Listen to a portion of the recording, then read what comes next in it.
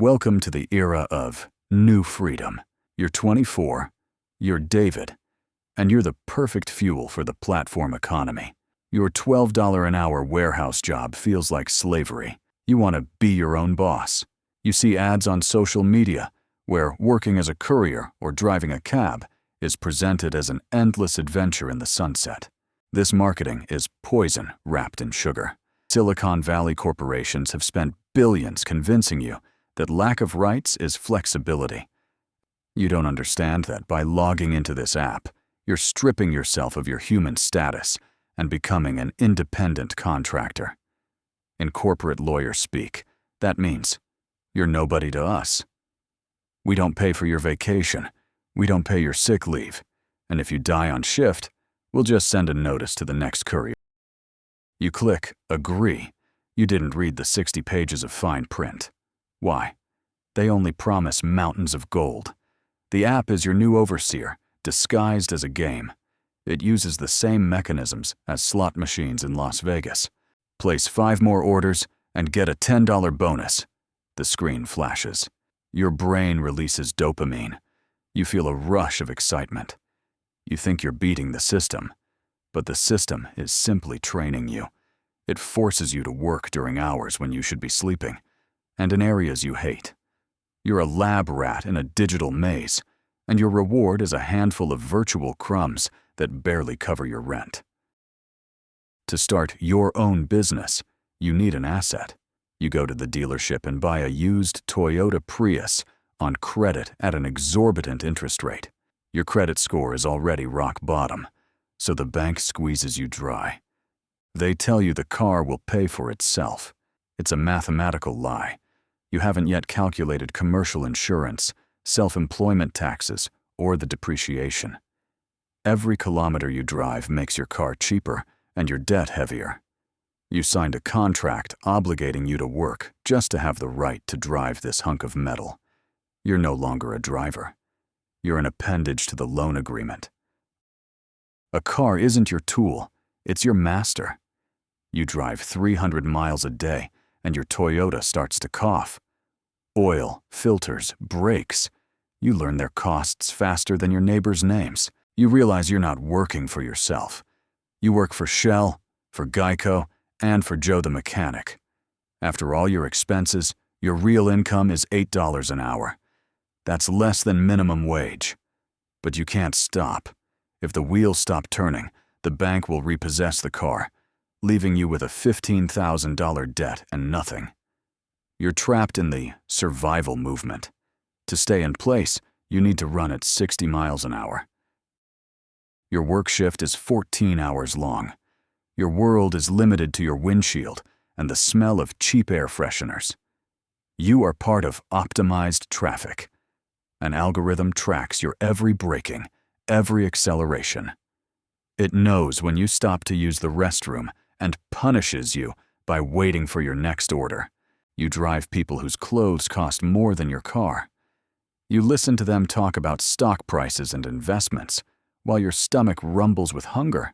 To them, you are a ghost. Furniture with a GPS navigator. You begin to hate this city, these lights. Your empathy fades along with the gas in the tank. The gig economy is killing your social life. You can't plan your weekends because Saturday nights are dynamic pricing, the highest rates. If you don't show up for your shift, you don't pay your electricity bill. You miss a friend's wedding, your sister's birthday, your neighbor's funeral. Your friends stop calling. You become a lone wolf in a pack of other lone wolves. You see other drivers at traffic lights. You eye each other suspiciously. You're not colleagues. You're competitors for scraps from an algorithm's desk. You lose touch with humanity, turning into a biological sensor transmitting data to servers in Silicon Valley. Even when you sleep, you work. Phantom vibrations in your pocket drive you crazy. You think your phone is ringing even when it's off. Your brain has been rewired by an algorithm. You no longer see sunsets. You see red zones of high demand on a map. You don't see people. You see problem customers and good tips.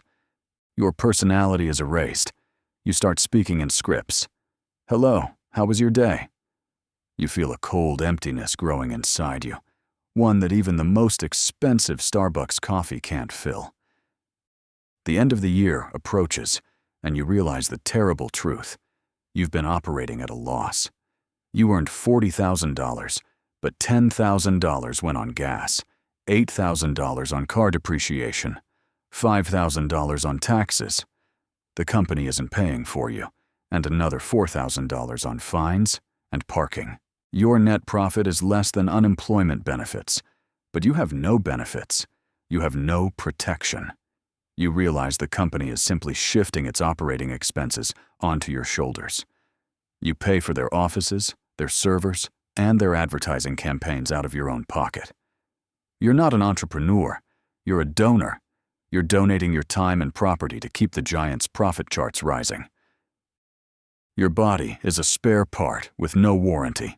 80 hours of sitting a week have turned your spine into an old spring. Your eyes are constantly watering from the blue light of screens. You wake up in pain and go to sleep in pain.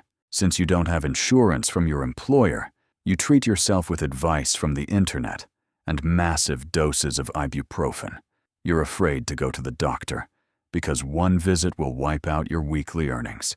You're wearing yourself out to the point where any serious illness will be your end. The system knows this. It's waiting for you to break down completely so it can replace you with a new, fresh boss who believes in advertising. Solidarity is dead. You hate other drivers. They're the obstacle between you and your next rent bill. You fight over parking spaces, shortcuts, and fast chargers. The corporations have won. They've turned the working class into a herd of loners, biting each other's tails. You have no union. You have no colleagues. All you have is an algorithm that pits you against each other, lowering the price of an order when there are too many of you on the street. Your life depends on the moods of strangers. One passenger having a bad day gives you a 1 for failing to engage in conversation. Another gives you a 1 for being too cold in the car. Your rating drops below the critical threshold. You receive an automatic notification. Your account is at risk of deactivation. Panic grips you. You begin to fawn over customers, all at your own expense, just to get them to leave you that coveted 5 stars. Your dignity is trampled by an algorithm that values reviews more than facts. You are a hostage to the collective whim of the crowd. A second. You just wanted to check if a new order had arrived. You looked away from the road for just a moment. Blinding light, the screech of metal, silence. Your Prius, your only means of survival, has been reduced to a pile of rubble. You lie on the pavement, tasting blood and rain. Your phone, thrown through the window, still glows. A notification flashes on the screen. Customer waiting. You're 3 minutes late. At that moment, you realize, if you die now, the app will simply reschedule the order. It won't even offer condolences to your mother. You're a statistical error. Spent material. You try to fight. You go to a lawyer to sue the company. You want compensation for an industrial injury. But the lawyer looks at you with pity. You signed an arbitration agreement, he says. You waived your right to a trial the moment you clicked accept. You're not an employee. You're a private individual who's rented access to the app. All risks are yours. All debts are yours. The company is protected by armor from the world's best lawyers. You're back where you started, back in the warehouse. But now you don't even have the illusions you had 2 years ago. You look at the new young guys excitedly discussing how they'll get into an Uber next week. You want to scream, warn them, stop this assembly line. But you remain silent. You just keep lugging boxes. You weren't a boss. You were a battery, used up and thrown into a recycling bin. Game over. Contribution to the platform economy, $450,000. Net worth, minus $15,000. Legacy, a deactivated account and a herniated disc.